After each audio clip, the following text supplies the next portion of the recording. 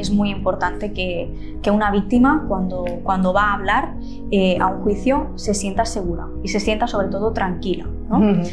También un poco en relación con esto que hablábamos de sentirse tranquila y sentirse segura, posteriormente, una vez acabado el juicio, también sigue teniendo tareas un lingüista forense en materia de violencia de género.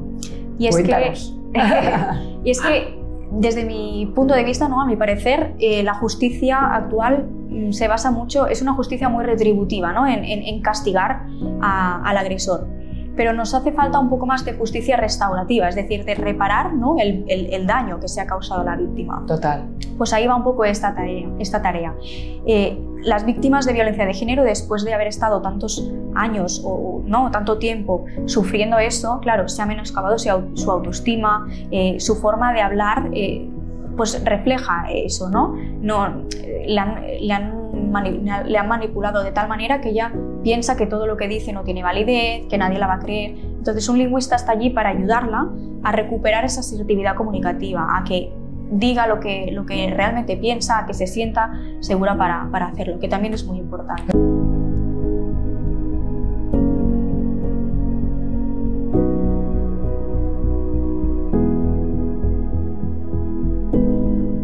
Bienvenidos a un nuevo episodio de Viviendo con Poder. Estamos aquí en Termas de Montbrió, en Tarragona. Y bueno, si no conocéis este lugar, os invito a que lo conozcáis porque es espectacular. Quiero dar las gracias al Speaker Corner y a todo su equipo por su colaboración en esta iniciativa y en este proyecto. Y bueno, el episodio de hoy vamos a hablar, le hemos puesto como título Voces con lupa, porque vamos a hablar de un tema yo creo que un poco desconocido para muchas personas, que es sobre todo qué es un lingüista forense. Hoy tenemos la suerte de tener a una persona con mucho conocimiento en lo que es este tema.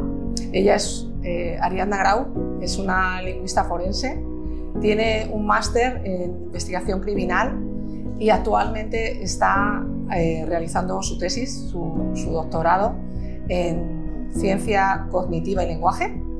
Y bueno, sobre todo ha estado y está muy focalizada en temas de violencia de género y sobre todo lo que va a dar voz es a qué es esta profesión, en qué puede ayudar a diferentes personas a la hora de tener una prueba y sobre todo demostrar y explicar cómo puede ser una herramienta para aquellas víctimas de violencia de género. Y ahora sí, paso a dar paso a Ariadna Grau. Ariadna, bienvenida, muchas gracias por estar aquí. Gracias, Gloria. Pues Ariadna, si quieres, comenzamos comentando qué es esto de un lingüista forense, porque habrá mucha gente que diga, bueno, lingüista algo tiene que ver con las letras, el forense algo tiene que ver con el juzgado, pero a lo mejor no saben realmente qué funciones hace un lingüista forense y realmente qué es, ¿no? Así que, ¿qué es un lingüista forense? Cuéntanos. En España todavía la lingüística forense es una disciplina muy desconocida, pero puede ser de gran utilidad en nuestras vidas. Y de hecho en otros países como Estados Unidos sí que le dan mucho más peso y mucho más valor, ¿no? Entonces, para eso estoy yo hoy aquí, para dar voz y para explicar la importancia que puede tener la lingüística forense, que nos puede ser muy útil en nuestra sociedad, y también para explicar a todas esas víctimas de violencia de género que les puede aportar y les puede prestar mucha ayuda. Genial. Cuéntanos de todas formas, Ariadna, si quieres, ¿en qué consiste todo este tema de la lingüista forense? ¿En qué áreas puedes trabajar? Una de ellas es el tema de violencia de género, pero entiendo que también pues, puedes interpretar diferentes leyes, puedes hacer diferentes funciones, ¿no? Dentro de esta especialidad. Cuéntanos. Son muchos ámbitos los que podemos abarcar, porque la lingüística forense es el punto de encuentro entre lengua y derecho, ¿no? Sería la aplicación de conocimientos lingüísticos a todo el mundo del crimen. Su finalidad es evaluar y valorar si los elementos lingüísticos, como por ejemplo una muestra oral, una llamada, o una muestra escrita, como una carta, pueden servir de prueba en un proceso judicial, ¿no? Entonces, como te comentaba, la lingüística forense se suele dividir en 3 grandes ámbitos. Uno de ellos, y como tú muy bien avanzabas, es el lenguaje jurídico. El lenguaje jurídico trata la comprensión y la interpretación de documentos legales como son contratos, leyes, etc. Todos hemos escuchado alguna vez esto de que las leyes son ambiguas y pueden tener más de una interpretación, ¿no? Sí. Pues un lingüista puede ayudar a examinar cuáles son esas interpretaciones, ¿no? O, por ejemplo, si alguien ha denunciado algo relacionado con un contrato, el lingüista puede analizar ese contrato y emitir un informe para que esta persona lo pueda aportar como prueba en el juicio. El segundo ámbito de la lingüística forense, otra tarea del lingüista, sería el lenguaje judicial. Este trata de analizar el discurso de los operadores jurídicos, de policías, de jueces. Por ejemplo, en el caso de las entrevistas policiales, se valoraría si el discurso es el correcto, ¿no? Si está hecha correctamente o si está manipulada. ¿Te refieres a esa, o sea, por ejemplo, cuando una persona acude a poner una denuncia? Una entrevista policial es cuando un policía habla con una víctima, por ejemplo, sí, y le pregunta por los hechos que ha vivido o lo que le ha pasado. La entrevista policial, pero tiene que conformar un relato libre, no hay preguntas en este caso, ¿vale? Y esa parte se analiza toda. Esa parte se analizaría, exacto, para ver que realmente las palabras que luego se detallan en el informe son las que ha dicho la víctima y que no han estado manipuladas. ¿Por el policía te refieres? Por el policía, sí. Por ejemplo, hay un caso muy famoso que de hecho es el que dio origen a la lingüística forense, que es el caso de Evans, se conoce como el caso de Evans. Este era un señor al que lo acusaron de haber matado a su mujer y a sus hijas y fue detenido. Entonces le realizaron una serie de entrevistas policiales y luego en los informes aparecía como que él se declaraba culpable. Pero después de analizar estas entrevistas, vieron que realmente la policía las había manipulado. Fíjate. Exacto. Y finalmente se concluyó que él no era el asesino, sino que había sido, si no recuerdo mal, el vecino. Entonces es de mucha importancia, ¿no?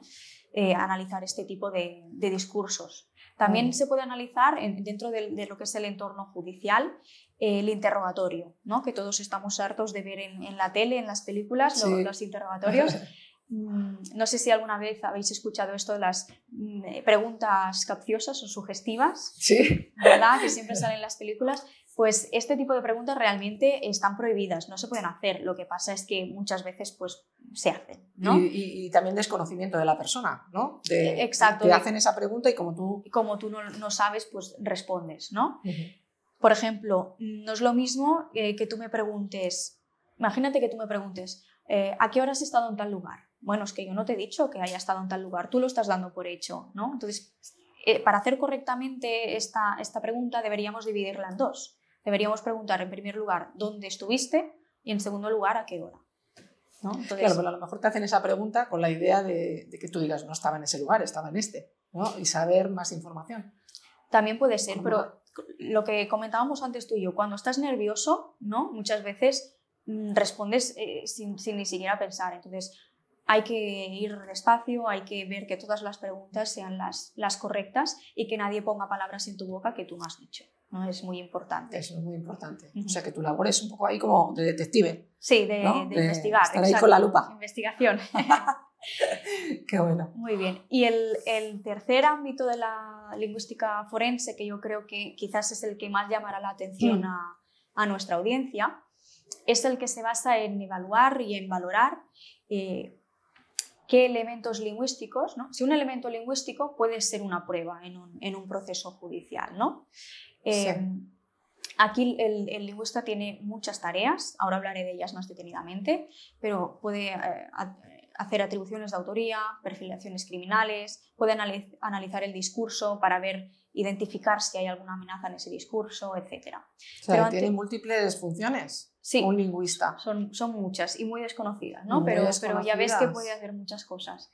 Y para que la audiencia acabe un poco de hacerse una visión general, si quieres podemos hablar de un caso real, ¿te parece? Sí, espera un momentito, que te voy a interrumpir. Antes de pasar a este caso, al final un lingüista también se encuentra dentro de un equipo multidisciplinar, colaborando pues, con abogados, ¿no?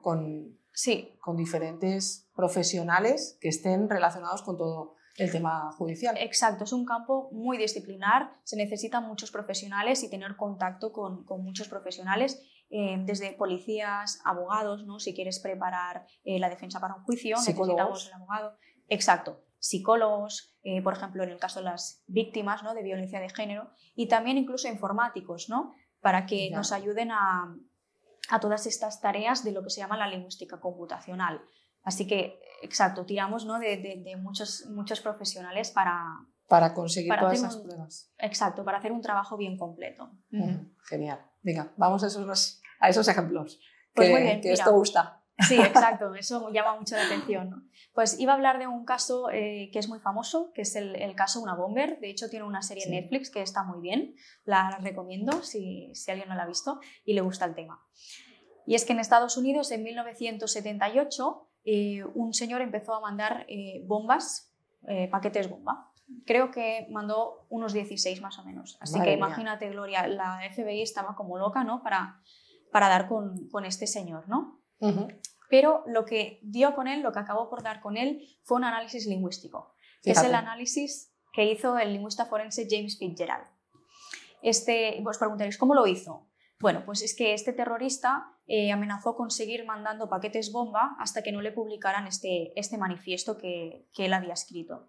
Y James Fitzgerald lo que analizó fue precisamente ese manifiesto, ¿no? Empezó a hacer un análisis lingüístico para recoger las características lingüísticas, ¿no? que le llamaban la atención.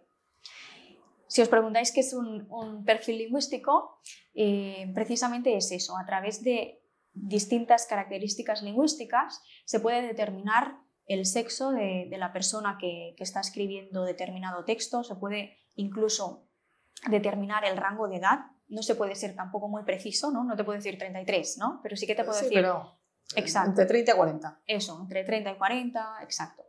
También podemos determinar el nivel de estudios que tiene esa persona e incluso la procedencia.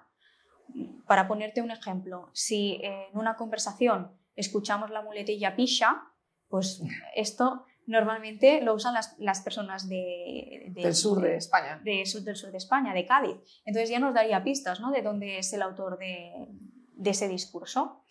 Bueno, en fin, pues eso es un poco lo que hizo James Fitzgerald, ¿no? Hizo esta tarea de crear un perfil del autor a través de estas características lingüísticas. Y en cualquier caso, me está surgiendo la duda porque tú has estado hablando del tema del crimen, pero bueno, un lingüista al final ayuda en cualquier ámbito, ¿no? No solo con criminales. Exacto, no solo con criminales. En el momento en el que hay que analizar cualquier cosa del lenguaje. Cualquier prueba del lenguaje, ¿no? Vale. Por ejemplo, un lingüista también puede examinar exámenes de inglés para ver si el nivel es adecuado, o de cualquier idioma. Ah, qué bueno. Para ver si realmente el nivel del examen es el correcto. Muy bien. Si sigo con el caso, pues no te preocupes. Es que me van surgiendo dudas y digo, luego se me pasan. Sí. James Fitzgerald hizo ese perfil y entonces, a partir de ahí, claro, se acotó la lista de sospechosos que tenían, ¿no? El principal sospechoso entonces pasó a ser un señor que se llamaba Ted Kaczynski. Entonces lo que hicieron es comparar ese manifiesto, ese texto, con diferentes textos de esta persona, de este sospechoso. Y evidentemente había muchas coincidencias y muchas similitudes. Entonces eso ya empezaba, ¿no? a sospechar. Exacto, ya se empezaba a sospechar de que realmente ese era el autor tanto del manifiesto como del envío de esos paquetes bomba. Lo que finalmente acabó ya para dar con él, ¿no? para concluir que era esa persona, es que Ted Kaczynski en sus textos siempre usaba una frase hecha inglesa, pero ordenaba las palabras de forma errónea, ¿no? Y justo en el manifiesto pasaba lo mismo, aparecía esa frase hecha con las palabras ordenadas exactamente como lo hacía Ted. Así que eso es lo que acabó por detenerlo y entrar en la cárcel. Y generalmente suelen ser procesos largos, ¿no? ¿Entiendo? Sí, exacto. Al final, primero tienes que hacer un perfil, no es algo fácil, ¿no? Tienes mucho trabajo y luego, a partir de los sospechosos que tú tienes que hacer toda una tarea de comparar textos. Claro, no puedes comparar solo un texto de ese autor, necesitas multitud de textos porque no nos vale con una casualidad, tiene que haber una frecuencia, no nos vale con que una palabra mal escrita se haya repetido una sola vez. Eso nos puede hacer dudar, ¿no? Pero necesitamos un mínimo de unas frecuencias para poder concluir que probablemente ese sea el autor. Muy bien, genial. ¿Ya has terminado con este ejemplo? He terminado con este ejemplo, sí. Entonces, quería hablar también a la audiencia. Como he explicado antes, en el lenguaje evidencial, ¿no? el que nos sirve de prueba para un juicio. Sí, ¿en qué consiste? Exacto, tenemos diferentes tareas, ¿no? Hemos dicho atribución de autoría, perfilación lingüística, que es lo que acabamos de hablar. Entonces voy a hablaros un poco de lo que es la atribución de autoría, ¿no? Esto es la comparación de dos textos, uno que es dubitado, es decir, que no sabemos quién lo ha escrito, y un texto y textos, en plural, indubitados, que sí que conocemos el autor. Es un poco lo que estábamos hablando ahora en el caso de Una Bomber, ¿no? Sí. Entonces, cuando tenemos una lista de sospechosos, cogemos textos de estos sospechosos para compararlos con el texto que no sabemos quién lo ha escrito, para ver si realmente ese es el autor, ¿no? Entonces, esto se ve sobre todo, o se puede dar, por ejemplo, en notas anónimas de amenaza. Y os voy a contar un caso que ejemplifica muy bien lo que es esto. Este es el caso de Elena Jubany, todavía sin resolver. Elena era una joven bibliotecaria de Sabadell, de Cataluña, que en 2001 empezó a recibir cartas anónimas en la puerta de su casa. De hecho, Gloria, te las he traído. No sé si las podemos, ¿no? mostrar muéstralas a la audiencia y quizás... Si hay posibilidad, Ariadna, y a los telespectadores les interesa, las podemos adjuntar en la descripción por si alguien quiere verlas. Exacto, sí, o ponerlas en pantalla o adjuntar en la descripción para que se pueda consultar. Es interesante. Sí, es interesante verlo, sí, exacto. ¿Qué te iba a decir? Voy a hacer un inciso. ¿Has comentado que todavía está sin resolver? Todavía está sin resolver. ¿Desde 2001? Desde 2001. Porque tenía que prescribir, pero justo antes se volvió a reabrir por nuevas pruebas. Entonces, esto es un caso que ahora os contaré, se archivó en su momento, pero durante el tiempo se ha ido reabriendo para analizar nuevas pruebas, pero todavía está en ese proceso, todavía no se ha resuelto. Qué bueno. Venga. Sí, pues Elena empezó a recibir cartas de amenaza, estas que te traigo aquí, en la puerta de su casa. La primera era esta, que dice, ya la leo en castellano, aunque está en catalán, pero ya lo leo en castellano. Decía, Elena, sorpresa, pasábamos por aquí y hemos dicho, a ver, Elena, ¿qué se explica? Somos, y pone 4 interrogantes, te vamos a hacer un truco, a comérselo todo. Porque estas notas solían ir acompañadas de una bebida, siempre, ¿vale? ¿Y ella se bebía la bebida? En la primera ocasión que le llevaron una horchata, que tenían que saber o conocer un poco a Elena, porque a Elena le gustaba mucho la horchata, en esa primera ocasión Elena no se lo bebió. Pero luego te contaré que no vas mal encaminado. No sé, Gloria, si a ti te llama algo la atención de esta carta. ¿Hay algo que te resalte o que...? Pues sobre todo las mayúsculas, ¿no? Las mayúsculas. Y sobre todo, como la letra es demasiado grande, ¿no? La letra muy grande, exacto, sí. Parece que está, ¿no? Como escrito rápido. Como si, sí. También lo que suele llamar la atención son los interrogantes. Es verdad, no sé son 4. Que son 4, exacto. Quizás podía indicar que eran 4 personas, no lo sabemos todavía, ¿no? Pero es una cosa que se ha planteado, ¿no? Pues bien, Elena, pasados los días, recibió otra nota anónima, que es la que tienes aquí, que dice, Elena, antes que otra cosa, esperamos que te tomes esto con el mismo sentido del humor que nosotros. A la tercera te vamos a destapar el misterio. Es seguro que te hagas un buen hartón de reír. y le dicen, nos gustaría mucho volver a coincidir en una excursión de la UES. La UES es la Unión Excursionista de Sabadell, a la que pertenecía Elena y donde había hecho unos nuevos amigos, ¿no? Así que, bueno, probablemente, ¿no?, los que escribían las cartas tenían relación con esa unión de excursionista. Claro, al final por descarte vas analizando, ¿no?, toda la información que van trasladando en esos mensajes, sí, en esas exacto. cartas. Y le dicen, ya hablaremos. Ahora vamos a ver si encontramos un sitio bueno, bonito y barato en Sabadell para perfeccionar el inglés. Y le dicen, buen provecho, no nos hagas un feo, ¿eh? A la tercera ya nos invitarás tú, no lo ponemos en duda. Y en esta ocasión a Elena le dejaron un zumo. Esta vez sí que Elena decidió tomarse el zumo, pero empezó a encontrarse mal. Entonces, evidentemente, dejó de tomarlo. Como tenía sospechas, decidió mandar una muestra a un laboratorio del zumo que le quedaba y efectivamente contenía benzodiazepina, que es una droga, ¿no? Entonces, Elena ya empezó a ver que algo no iba bien, ¿no? Y al cabo de unas semanas, el cadáver de Elena apareció en el patio interior de un edificio de Sabadell. ¡Ostras! Sí, varias fueron las personas acusadas, pero una de las que entró en la cárcel fue Montserrat Careta, también llamada Munsa, básicamente porque formaba parte de esta unión excursionista que hemos hablado, se había hecho muy amiga de Elena y aparte era la propietaria del piso donde habían encontrado el cuerpo de Elena. Entonces, Montserrat Careta, Munsa, fue detenida, aunque ella siempre dijo y repitió que era inocente. Hablo en pasado porque Munsa se suicidó en la cárcel. En la cárcel. Sí. Entonces, como te comentaba, el caso se archivó por falta de pruebas, aunque como hemos visto se ha ido reabriendo. De hecho, en 2017, Roser Jiménez, una lingüista forense, junto con Sheila Queralt y Christoph Credens, analizaron estas cartas anónimas, analizaron lingüísticamente estas cartas y sacaron unas conclusiones, ¿no? Compararon estos textos, estas cartas anónimas, con textos de Munsa, la persona que había entrado en la cárcel, ¿no? Sí. Los textos los facilitó la familia, porque la familia simplemente ya quería, ¿no?, la verdad y creía en la inocencia, claro, ¿no?, de Munsa. Exacto. Entonces, Roser Jiménez concluyó que con una alta probabilidad Montse Careta no era la autora de estos anónimos. Fíjate. Hablo de probabilidades porque un lingüista forense nunca afirmará ni negará rotundamente, sino que hablará de probabilidades. Muy bien. Por ejemplo, no sé si te has fijado, pero cuando se habla de la unión excursionista, en la carta aparece con una L apostrofada. En cambio, Munsa siempre lo escribía con el artículo la, sin apostrofar.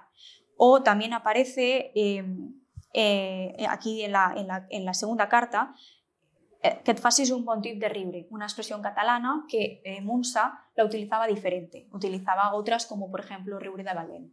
Entonces, a partir de estos ejemplos y otros muchos más, se concluyó que probablemente ella no era la autora, ¿no? La autora. Qué bueno. Un caso realmente muy interesante. Sí. Sí, ya sí. ves que la lingüística forense puede ayudar a resolver o al menos a dar pistas de por dónde llevar, ¿no?, una investigación. Y además de estos casos, en los textos, ¿qué más analiza un lingüista forense? Vale, no puedo hablar mucho de ello, no puedo dar muchas pistas, como entenderéis.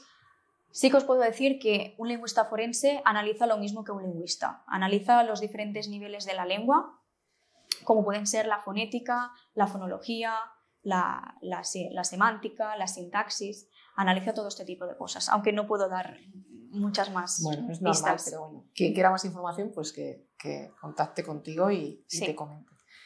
Si nos centramos en el tema de la violencia de género, Ariadna, si te parece, ¿qué tareas desempeñaría un lingüista forense?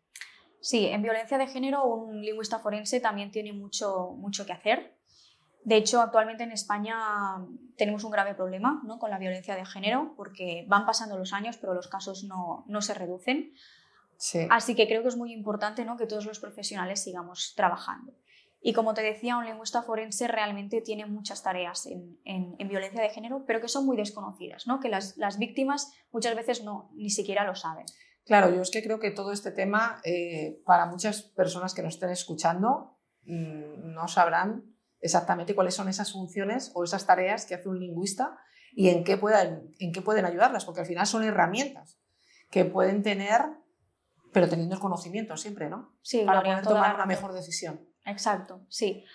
Normalmente cuando una víctima decide denunciar, ¿no?, y salir ya de una vez por todas del infierno que está viviendo, se siente muy perdida, ¿no? No sabe cómo gestionarlo, no sabe dónde dirigirse, dónde acudir.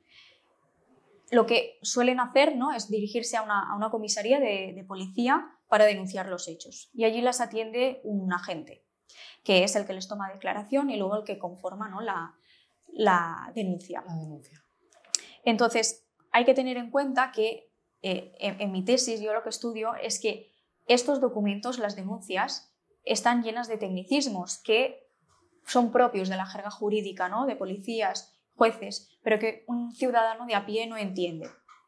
Es muy importante que una víctima de violencia de género entienda aquello que está denunciando, es que tiene derecho, ¿no?, a entenderlo. Entonces, tu papel ahí, en concreto, es un poco el tema de analizar qué está escribiendo ese policía con respecto a lo que es la denuncia.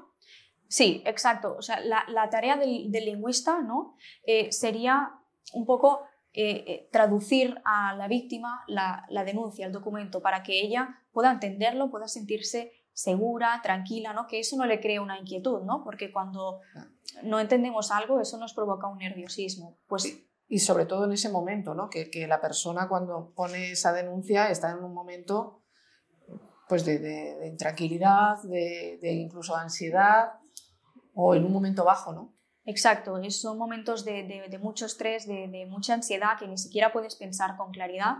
Entonces es muy importante tener a alguien a tu lado que te pueda ayudar, ¿no?, a entender esto. Y aprovecho para reivindicar desde aquí que este tipo de documentos deberían estar escritos en lenguaje claro para que todo el mundo pueda entenderlos, porque creo que es muy necesario, ¿no? Porque tú imagínate tener que firmar algo que ni siquiera entiendes, ¿no? Es realmente algo muy inquietante, ¿no? Porque no ha habido ninguna modificación en cuanto al tema de la estructuración de las se han hecho algunas pautas para que los agentes puedan seguir, pero no y también hay muchos estudios y muchos proyectos que abogan por este lenguaje claro y que luchan por ello, pero no se ha acabado por el momento de conseguir, ¿no? Porque siguen apareciendo muchas frases ambiguas, multitud de gerundios, incluso verbos arcaicos, verbos en desuso. Claro. Entonces todo eso habría que mejorarlo y hacerlo con un lenguaje simple. Que un lenguaje simple no significa que la persona no sea profesional, ¿no?, sino que sabe explicar unos hechos de forma simple para poderlos trasladar a la persona que los está leyendo. Incluso muchas veces estas personas que están pasando por esta situación de violencia de género, la única prueba que tienen es esa propia denuncia. Exacto, esta es otra de las tareas que tiene un lingüista también en el momento de la denuncia, y es que, como muy bien comentabas, es muy importante que una denuncia de violencia de género cumpla todas las garantías, porque muchas veces es la única prueba que tenemos en un juicio, ¿no?, el testimonio de la víctima. Entonces es importantísimo que esté redactada de una forma muy rigurosa, muy pulcra, para que, como te decía, ¿no?, que cumpla todas las garantías. Y después de hacer mi investigación, de analizar más de 50 denuncias de diferentes mujeres de violencia de género, te puedo decir que hay muchas ambigüedades, que hay incluso frases sin acabar, frases mal construidas, párrafos muy largos, ¿no? Y tenemos que tener en cuenta que esto luego llega a manos del juez, ¿no?, que es el que se lo lee, y puede crearle una confusión al juez, y eso no debería de pasar, ¿no? Entonces, un lingüista podría ayudar a asegurarse de que esta denuncia está redactada de forma correcta para que no ocurran esas confusiones. O sea que realmente tu papel es hacer ese informe después de haber analizado, pues, todos esos mensajes o esos mails o esas imágenes, ¿no?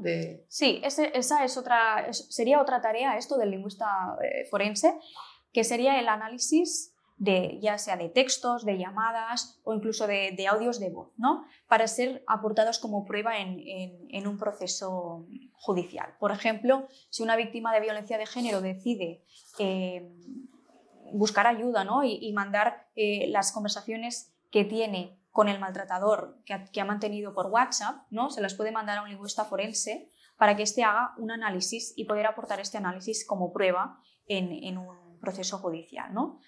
Luego, en ese proceso judicial, ahí, incluso analizando estos textos, se puede analizar si una persona está siendo pues infravalorada, afectando a su autoestima. ¿Todo eso se puede analizar? Exacto, todo esto es lo que ahora te contaré, que es la Me adelanto. es la tarea que hacemos precisamente para demostrar ese abuso, ¿no?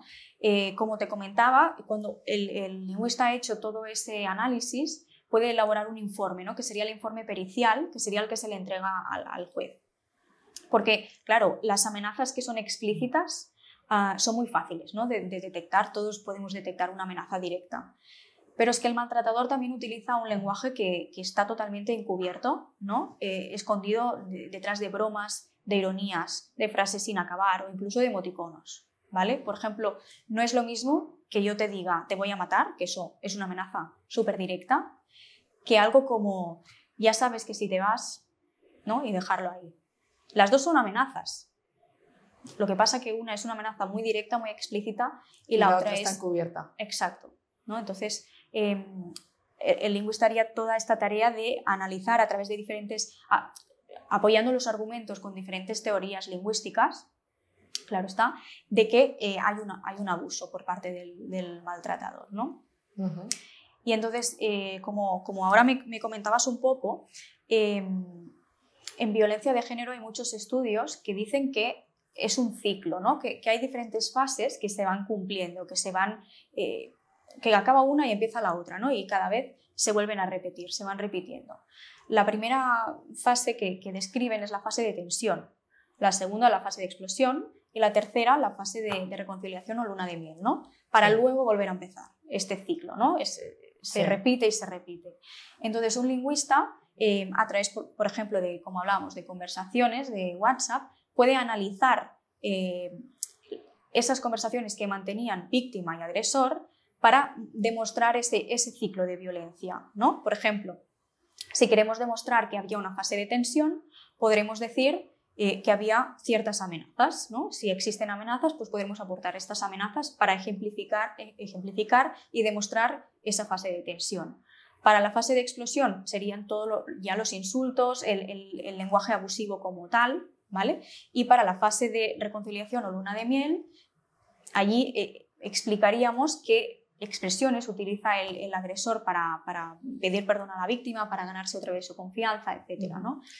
De todas formas, hay varias personas que comentan que en este ciclo, muchas veces cuando el agresor está encubierto, se cuida mucho de cómo hablar. Es decir, no te va a insultar diciéndote eres una tal, sino que te lo dice de una manera como encubierta. Muy sutil, pero te lo dice, ¿no? Te lo deja ahí. Si tú sabes leer entre líneas, porque luego a lo mejor actúa con frases como que es bueno, ¿no?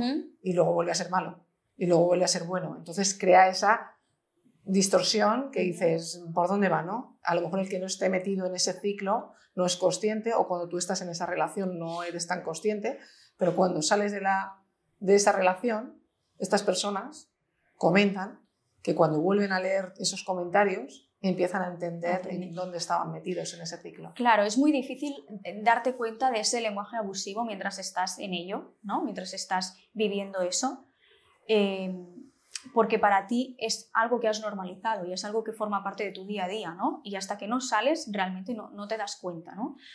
Pero un lingüista sí que es capaz, ¿no? de darse cuenta y de hacer ese análisis para demostrar realmente esas fases. Y como te comentaba, claro, a lo mejor hay una amenaza, luego un comentario bueno, luego una amenaza, pero es que de eso hablábamos cuando hablábamos del ciclo y de las diferentes fases, ¿no? Exacto. Tiene que ganarse otra vez la confianza para luego volver a esa fase de tensión, actuar, sí, exacto. ¿No? Entonces es muy importante. Y también en este tipo de relaciones que suelen ser muy tóxicas, ¿no? Muchas veces también hay mentiras, hay engaños, pues un lingüista también tiene muchas técnicas para demostrar que alguien está mintiendo. No las voy a revelar, obviamente, pero también hay muchas técnicas para poder demostrar eso. Entonces también es una tarea que podría hacer el lingüista. Ya ves que son muchas cosas. Sí. ¿Y se incluiría en vuestra profesión el tema de la detección de mentiras? Sí, un lingüista también puede hacer eso. Siempre teniendo en cuenta que un lingüista primero tiene que valorar el material que le llega. Es decir, a lo mejor si me traes simplemente dos líneas, un email de 2 líneas, yo con eso no puedo hacer nada. O sea, yo necesito cierto material para poder analizar. ¿A ti te pasa que muchas veces te dicen, no me analices? Sí, mi pareja, por ejemplo, a veces cuando hablamos me dice, no me analices, no mires lo que estoy hablando. Y digo, bueno, no es tan rápido como simplemente escuchar y ya estar analizando, porque es un proceso largo y hacemos muchas cosas, pero sí me pasa, Gloria. Sí, ¿qué sucede? También, Cuéntame. También te quería hablar de otra de las tareas, y creo que esta es importantísima para las víctimas de violencia de género, que es que un lingüista les puede prestar ayuda para poder preparar su juicio. Por ejemplo, hace muy poco contactó conmigo una chica muy joven que estaba realmente aturdida porque tenía que enfrentarse a un juicio por violencia de género. Y ella me decía, es que no me siento preparada para hablar, no sé qué decir, no sé qué me voy a encontrar. Entonces, eso es una cosa muy recurrente en las víctimas, porque evidentemente no todo el mundo ha ido a un juzgado, no es un sitio muy recurrente, no vamos a pasear a un juzgado, no lo hemos visto, no sabemos quién habrá, por ejemplo, en la sala de vistas cuando vayamos, no sabemos qué preguntas nos van a hacer, qué preguntas nos va a hacer el otro abogado, ¿no? Para ponernos entre la espada y la pared. No sabemos, en definitiva, qué se espera de nosotras, ¿no? Y es que se espera algo de nosotras. Entonces, el lingüista aquí haría una tarea para ayudar a la víctima a preparar ese juicio, ¿no? Le ayudaría sobre todo a conformar su relato. Y eso lo recalco, su relato.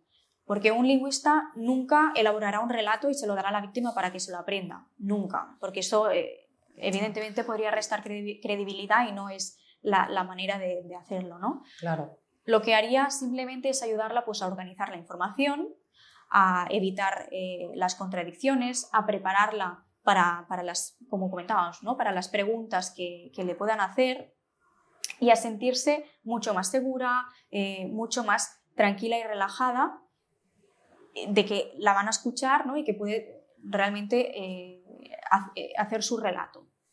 Sí, yo hablando con algunos de las personas que son testimonio en diferentes entrevistas que estamos realizando, muchas de ellas comentaban que claro, era la primera vez que para ellas se veían en un juicio, y pues estas personas que son maltratadores o que están en ese juicio con ellos ya vienen de haber estado en diferentes juicios, con lo cual ya juegan con una ventaja frente a ellas, ¿no? Sí. Y eso yo creo que es una labor muy importante, el hecho de por lo menos tener esa organización para tener esa tranquilidad, ¿no? A la hora de estar, bueno, frente a un juez que también es una persona como tú, simplemente dictamina, ¿no? Cuál va a ser la resolución de ese conflicto, pero también son personas. Entonces, si tú tienes todo organizado, irás más seguro, ¿no? A la hora de contestar.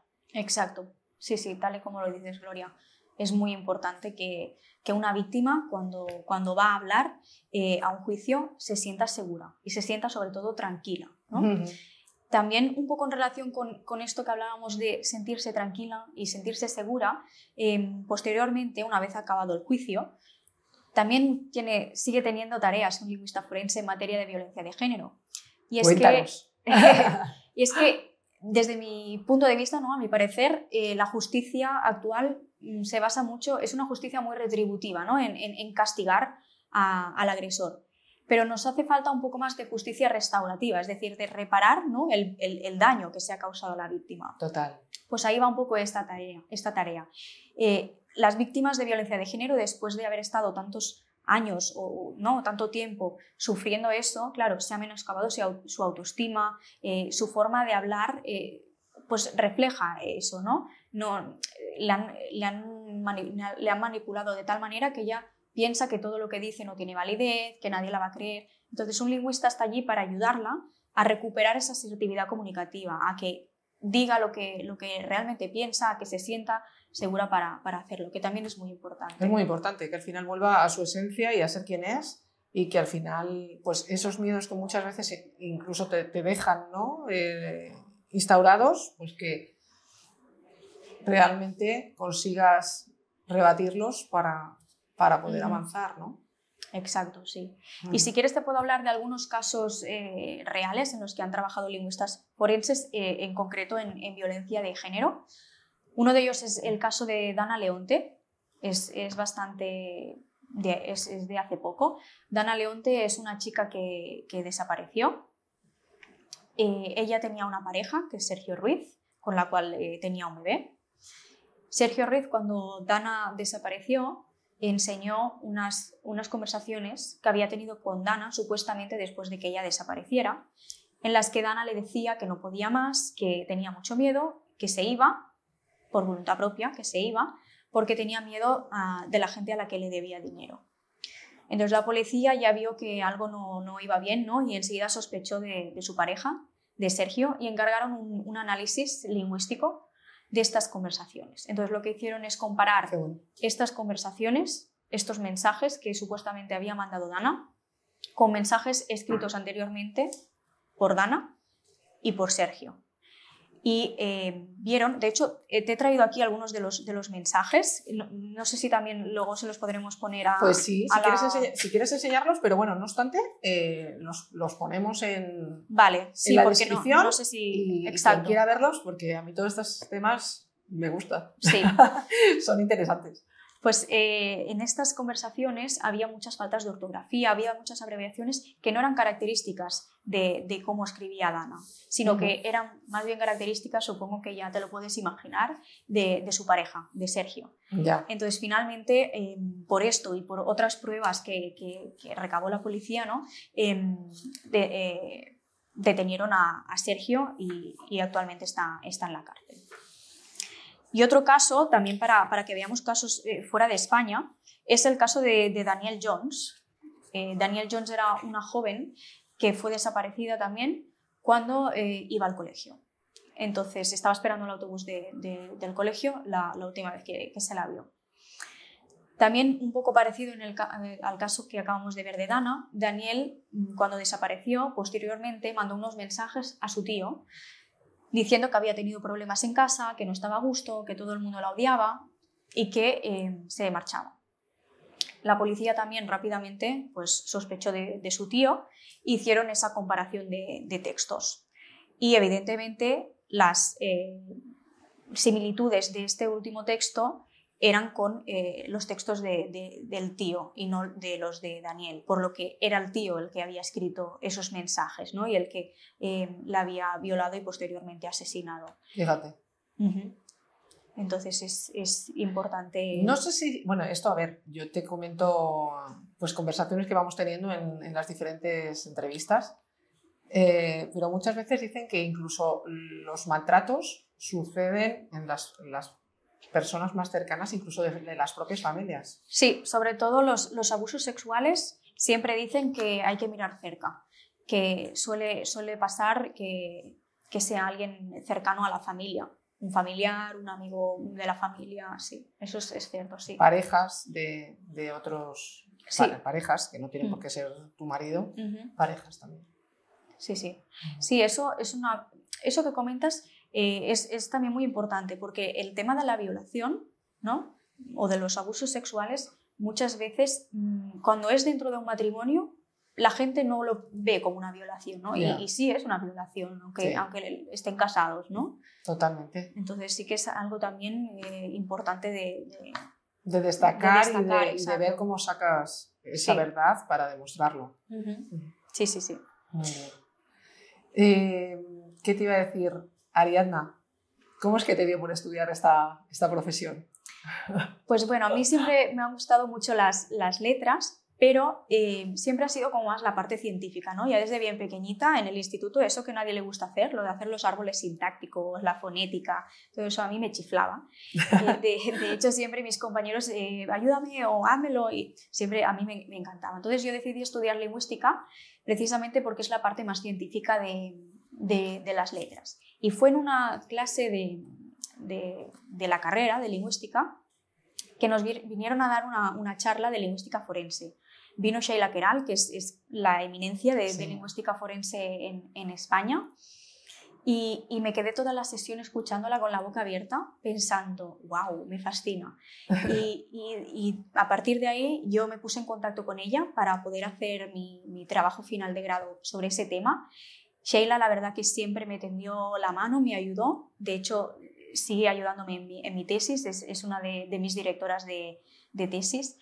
Aparte es una persona encantadora, ¿no? Que te da muchísimas ganas de aprender de ella porque tiene muchísima energía y siempre te tiende la mano para ayudarte, ¿no? Entonces, cuando te encuentras con alguien así, todavía tienes más ganas, ¿no? de hacer las cosas. No, es enriquecedor. Sí. Claro que sí. Ella ha sido mi mentora y yo si estoy aquí ahora hablando contigo es porque he aprendido muchísimo, muchísimo de ella. Sí. Qué bueno. ¿Qué te iba a decir? ¿Qué destacarías de tu profesión? ¿Qué ha sido esa parte más dificultosa del trabajo? Creo que lo más difícil, sobre todo como hablamos de tema de violencia de género, claro, es un tema muy delicado. Entonces, sí. Es complicado. Yo cuando, por ejemplo, hacía mucha observación en los juzgados, claro, ves tantas cosas que hay días que te vas a casa pensando, ¿cómo puede ser que pasen estas cosas, ¿no? Y hay veces que cargas con eso y te vas a casa pensando, ¿no? Entonces eso tiene una parte muy dura. Y además, dentro de mi investigación, lo que pasa es que al ser un tema tan delicado, es muy difícil conseguir material para poder investigar y para poder, ¿no? realizar examinar todo este tema. Claro, porque realmente para realizar esta profesión tuya como lingüista es necesario tener una habilidad específica. ¿Consideras que es un perfil específico? Porque al final tengamos en cuenta que son profesiones, igual que la de medicina o cualquier profesión, que al final no es solo estudiar, no es solo realizar el máster, sino es esa formación continua porque todo va avanzando y tienes que seguir estudiando, ¿no? Exacto, precisamente destacaría eso. Tienes que tener mucha predisposición a seguir formándote. No es simplemente sacarse una carrera o un máster y ya está, sino que tienes que estar formándote continuamente y aparte tienes que estar también investigando mucho por tu cuenta, leyendo muchas cosas, investigando en definitiva, porque como te decía antes, en España es tan desconocida la disciplina que queda tanto por hacer que muchas veces tú por tu cuenta tienes que ir abriéndote puertas, ¿no? Claro, ir buscando, investigando, leyendo, sí. ¿Qué recomendaciones darías a una persona que está pasando por una situación de violencia de género y a lo mejor ella cree que no tiene pruebas? Creo que siempre hay pruebas porque solo el testimonio de la víctima ya son las pruebas. Así que la animaría a que busque ayuda, a que se ponga en contacto conmigo, si lo cree pertinente, con psicólogos, con abogados, pero que busque ayuda porque puede salir de allí, ¿no? Yo les diría o les recomendaría, creo que son personas muy valientes, son mujeres muy valientes, que son más fuertes de lo que ellas se imaginan y que aquí hay mucha gente que las quiere ayudar, hay mucha gente que estamos trabajando para luchar con esta lacra, ¿no? Que es la violencia de género y que estamos dispuestas a escucharlas, a prestarles una mano, a ayudarlas y sobre todo decirles que aunque les hayan hecho creer que nadie las va a creer, ¿no? Porque el maltratador es una cosa, ¿no? que siempre recalca, nadie te va a creer, que sí, que sí, evidentemente sí las queremos escuchar, sí las creemos. Y una cosa muy importante ya para finalizar, pero creo que es una frase para mí muy importante que siempre se las digo, es que ellas simplemente lo que tienen que hacer es contar su verdad. Totalmente. Explicar su verdad. En cambio, lo que tiene que hacer el agresor es mentir. Y defender una mentira es mucho más difícil, Gloria. Cuesta. Cuesta, claro que sí. Muy bien. Bueno, Ariadna, si te parece bien, pondremos tus redes sociales abajo en la descripción, por si alguien quiere contactar contigo. Sí, por favor, yo estoy encantada. Cualquier persona que necesite mi ayuda se puede poner en contacto. Fenomenal. Bueno, pues no sé si tienes alguna cosa más que comentar. Bueno, una cosa que quizás se me ha quedado en el tintero. Venga, y quizás estoy pensando que la audiencia igual se puede preguntar. Cuando hemos hablado de que detectamos errores ortográficos, quizás porque a veces me han hecho esa pregunta, por eso lo he pensado. La gente puede decir, bueno, ¿y si alguien incluye esos errores ortográficos para hacerse pasar por una persona? No sé si tú lo habías pensado, pero sí. ¿No? Entonces, por poder tú puedes añadir errores ortográficos, pero no puedes ocultar los que ya haces. Eso es muy importante. Qué bueno. ¿Vale? Porque claro, si los pudieses ocultar no los harías, ¿no? Entonces, hay que tener en cuenta eso, que es muy difícil disimular y por algún lado te van a pillar, ¿no, Gloria? Porque al final una persona, por ejemplo, imagínate que incluye errores ortográficos, pero que luego pone una palabra que se considera de alto nivel de estudios, ¿no? Pues hay algo que no cuadra, ¿no? Entonces siempre hay algo que nos deja una pista y un rastro por el que seguir. Bueno, pues a ver si conseguimos destapar al máximo número de personas que hacen el mal, ¿no? Con vuestra ayuda, porque es fundamental para, sobre todo, desenmascarar esa mentira y dar lugar a la luz y a la verdad. Así que, bueno, Ariadna, pues muchísimas gracias por la entrevista, por ofrecer la oportunidad de dar visibilidad a esta profesión tan desconocida y tan interesante.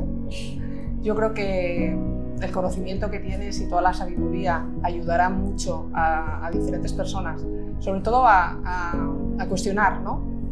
Que hay otras alternativas, hay otro tipo de ayudas y que hay que tirar de todos los recursos que hay, ¿no? Para demostrar esa verdad. Exacto, sí. Pues nada, simplemente deciros que si os ha gustado esta entrevista, me parece súper interesante, así que si conoces a alguna persona que le puede ayudar, compártela. Y si quieres suscribirte a nuestro canal, suscríbete a Viviendo con Poder. Y recuerda que juntas crecemos más fuertes. Así que muchas gracias, Viviendo con Poder.